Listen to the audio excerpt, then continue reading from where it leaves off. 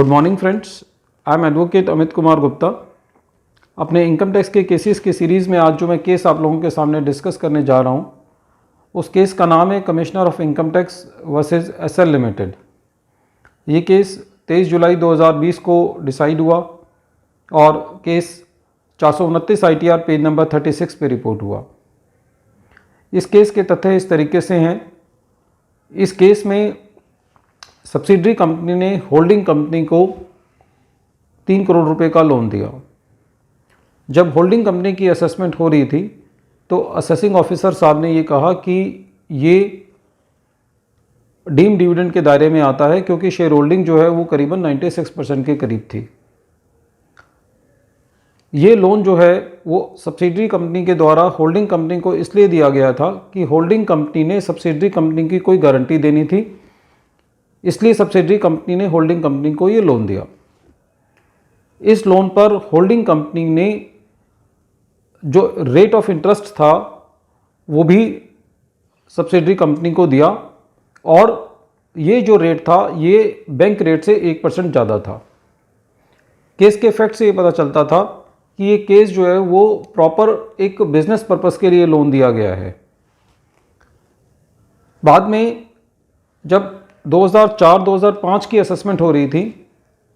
तो उन सालों के अंदर भी असेसिंग ऑफिसर साहब ने जब इस लोन को देखा तो उन्होंने असेसमेंट ईयर 4-5 में भी इसका एडिशन कर दिया। असेसी सेम अमाउंट के लिए 2 सालों के लिए अपनी एडिशन करवाई असेसी ने और उन दोनों सालों के लिए अपनी अपील जो है वो डिपार्टमेंट में कंटेस्ट कर रहा था अलग अलग लेवल्स पर। पहले असेसमेंट ईयर 4-5 जो है वो हाई कोर्ट तक गया और हाई कोर्ट ने ये पाया कि ये अमाउंट जो है ये बिजनेस पर्पस के लिए दिया गया है, इसलिए यह डीम डिविडेंड के दायरे में नहीं आता। इतनी बात क्लियर होने के बाद भी डिपार्टमेंट जो है वो असेसमेंट ईयर 2002-2003 के मैटर को हाई कोर्ट तक लेके गया। जब ईओ साहब ने असेसमेंट ईयर 2-3 की एडिशन कर दी थी तो उस केस में CIT अपील ने और ITAT ने एसएससी को रिलीफ दे दिया था और असेसमेंट ईयर 4-5 के लिए पहले ही हाई कोर्ट भी जो है वो रिलीफ दे चुका था एसएससी को सेम मैटर पे। लेकिन जैसा कि आप लोग जानते हैं कि डिपार्टमेंट जब भी अपील में जाता है तो बिना फैक्ट्स देखे, बिना अपने केस को देखे, खाली आंख बंद करके जो है वो अपील प्रेफर करते हैं। जब ये मैटर असेसमेंट ईयर 2-3 का हाई कोर्ट के पास गया तो हाई कोर्ट ने बहुत बढ़िया टिप्पणी करते हुए कहा कि ये बड़ी विचित्र बात है कि डिपार्टमेंट जो है वो एक ही अमाउंट के लिए 2 सालों के लिए सेम मैटर में एडिशन कर रहा है और ये एट द फेस ये दिखता है कि एक अमाउंट जो है वो 2 सालों में उसके ऊपर टैक्स नहीं लिया जा सकता और पहले ही ये बात क्लियर हो चुकी है कि ये बिजनेस लोन है और ये डीम डिविडेंड के अंदर कवर नहीं होगा। तो मद्रास हाई कोर्ट ने एक ये कैटेगोरिकली फाइंडिंग दी कि ये जो मैटर है कि जो सब्सिडरी कंपनी ने होल्डिंग कंपनी को जो लोन दिया है ये बिजनेस पर्पस लोन है और ये एक मैटर ऑफ फैक्ट है और ये मैटर ऑफ लॉ नहीं है, इसलिए ये अपील जो है वो हमारे पास तक मेंटेनेबल नहीं है। इस केस में